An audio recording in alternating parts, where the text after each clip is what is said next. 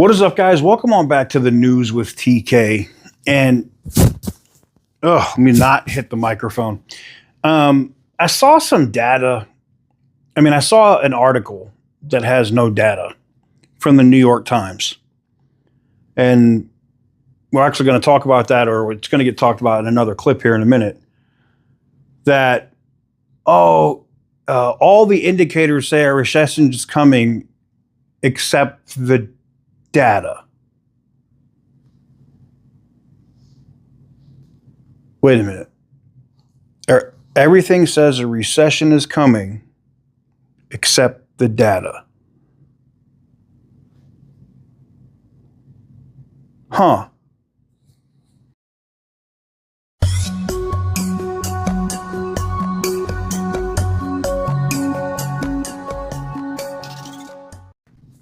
That is right, guys. Welcome on back to the news with TK. And I'm being funny there because the legacy media wants the economy to crash so bad. And it's sickening to me. It's literally sickening to me that they want to see the country fail because they don't want the president to win. That's what it is. They want the country to fail so that the president doesn't win. You can't make this crap up. So the New York Times published an article that said, all the indications are we're heading towards a recession. ... except the data. Everything except the part that's the most important, the data. Facts don't show a recession. Just like in the president's first term, when tariffs came in. Now, granted, they weren't as big as these tariffs were. They were targeted tariffs. The economy exploded. Job growth exploded. And the average family increased their income in the first 18 months by $6,500 a year. Not the top, not the billionaires and the millionaires, the lowest of our society in our economy made more money. They had the biggest jump than any other president in 20 plus years. Huge. Think about that. Only to have Biden come in, inflation, all that, literally ate all of that growth up, went away. I saw this clip from Laura Ingham where they talk specifically on the economy and the numbers and how these tariffs are working. And it makes a lot of sense. Roll it. Is National Economic Council Director Kevin Hassett. Kevin, great to see you tonight. Thanks, Laura. This was something on Capitol Hill today. I watched it and I thought I was an 80s time warp.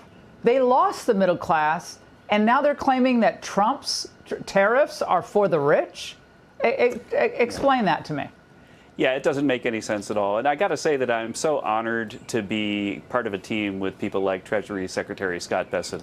Because if you could imagine that while he's doing that, we had a so-called Big Six meeting today with the Speaker of the House and the Majority Leader and the rest of the staff going over what the big, beautiful bill is going to look like. Meanwhile, we're negotiating the president's trip to Saudi Arabia and what agreements we might have there while he's preparing to go to Switzerland to negotiate with the Chinese. And the fact that he could stay so good-humored with all that work that he's doing was just so impressive. I'm so proud to be on a team that President Trump has put together with people like that. And you're right. If you go back and look, again, the bottom line is that President Trump's America First, American Worker First agenda in the first term made it so that wages went up by $6,500. Wages went up by, between 2017 and 2019, by more for people at the bottom than people at the top. Income inequality declined because of the policies that we're now multiplying by 2. And so to oppose those is to oppose reductions in income inequality, oppose growth in real wages, growth of jobs. And the people that are opposing that, I don't know what they're really standing for, but it's certainly not the American people. Kevin, the Federal Reserve Chair spoke about tariffs today. Watch. a great deal of uncertainty about, for example, where tariff policies are going to settle out, and also when they do settle out, what will be the implications for the economy, for growth, and for employment. I think it's too early to know that. So, I mean, ultimately, we think our policy rate is in a good place to stay as we await further clarity on tariffs and ultimately their implications for the economy. And meanwhile, Kevin, the New York Times tonight has a headline: recession warnings are everywhere, except in the data. I love that. I love that piece in the Times. The facts don't show a recession. But what's going to happen here with the Fed? Are they going to? You believe they'll lower rates if some of these deals begin to be announced? Well, first, we respect the independence of the Fed, but I don't always agree with Chairman Jay Powell on policy. And I still, as I've said before in the last few weeks after the president talked about the Fed again, that I'm dismayed that they've got bad economic modeling of what might happen to tariffs. They said, if you look at the Wall Street folks, they're saying that the tariffs are going to crater the economy. Meanwhile, we got really strong jobs, and we don't have the inflation that they said was going to happen. And so to have the Fed out there jawboning against the president's policies, they didn't do that when Joe Biden was printing money and spending it and creating 20% inflation. And so it just makes me wonder about, what's wrong with their models or what's wrong with their politics.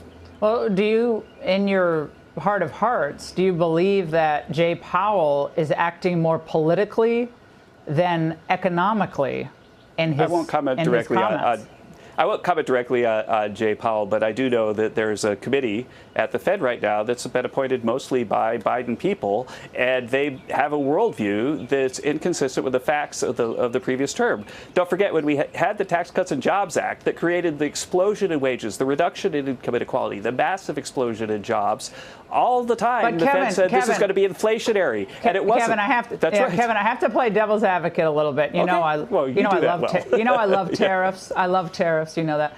But at first term, there weren't the giant reciprocal tariffs. There were targeted tariffs after a long 302 report, not to get too wonky. I don't think any of them were overturned in federal court. All of those tariffs remained, and we did see that income jump, especially for the middle class. So it's different now. The shortages, hyperbole, and all the scaremongering on that. We didn't have that first term. Well, the scaremongering is happening now, but I can tell you that I get real-time data every day on whether there are shortages, and I can report that there are still plenty of things on the shelves. There were a couple of weeks where shipping from China was lower, but now shipping from a lot of other countries is going way, way up. So people don't have to be worried about what the scaremongers are saying. These policies are onshoring jobs, onshoring production. You can see it in the jobs data. You can see it in the explosion in manufacturing jobs already, even before the tariffs came in. The way to think about it for me, Laura, is that President Trump did something last time, looked and saw that it really worked, and now he's doing more of it a little bit bigger. But that's what you should do. You should do something, see if it works or not, and then change. And that's what he's doing. He's ramping up the ante because he saw that it worked in the past. Well, Kevin, I don't think you've convinced Maxine Waters or Nydia Vasquez, but maybe next time. So the biggest thing I can say is this: don't fall for the fear mongering. Or don't be stupid. Don't fall for the fear mongering. They want to drive the uneducated public into a frenzy. And what's sad is there's still people in our society that actually believe anything that the legacy media says. Can they tell you what the weather's going to be? Sure. Watch your local news, what happened in the city? Sure. Watch ABC, CBS, NBC, MSDNC, CNN. I wouldn't wipe my ass with anything that those publications said. Just wouldn't. And it's a track record, right? I know they had this thing and people call it Trump derangement syndrome. I don't even go there. That's funny to me. It's funny to me. I don't think that, I'm not going to say that's not a thing. That clearly is a thing. That's a real thing, by the way. I just don't believe I just believe the media just hates anybody that is a conservative or claims to be a conservative or is a Republican. Here's the thing that's funny to me, right? Tariffs have always been more a Democrat thing than a Republican thing. So to watch the old videos of Chuck Schumer and Nancy Pelosi talking about how we have to stick it to China and we have to do it now and we should hit them with 200% tariffs. And then the president's doing that, and now the president's destroying because he was going after China. That's why, like, term limits are a thing. Probably should be a thing so that people don't look this stupid. But here's the other problem. Most of these younger, college-educated kids that are going to college now, are so fucking stupid because they just take what MSNBC says or CNN says and run with it. You can't do that. I'm not going to, and here's the thing. I'm not going to also say that all media on the left is retarded. I'm not. You just have to have an opinion and back it up with facts and not just instantly, oh, he's a Nazi, he's a this, he's a that, and not have like any legitimate argument. I'll give you an example. Young Turks don't have a lot of same agreement with them on policy, right? Except getting money out of politics. I go toe-to-toe with them every day with that. I love that. But they have an opinion and they stand on it, no matter if their side agrees with them or not. It's almost like what's going on with Fetterman right now in Pennsylvania, right?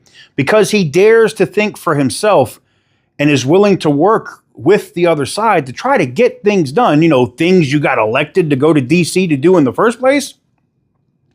Because he's not all about, oh, let me get a gotcha clip or let me expose this person at the Senate. And he's trying to get stuff done for his constituents. The party is attacking him like crazy right now. But they were propping him up when he couldn't speak because he just had a stroke and was.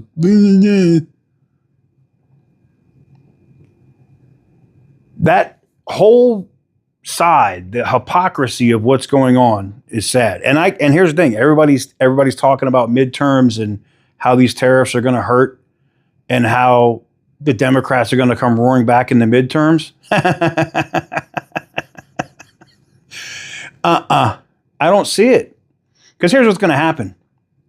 This week, trade deals. He's going to announce some. It's going to happen this coming week. It's going to be some great news in Saudi Arabia, whether it's the Abraham Accords or something else. The Ukraine and Russia deal, it's probably going to get sorted out sooner rather than later. And then more trade deals. China deal, India deal.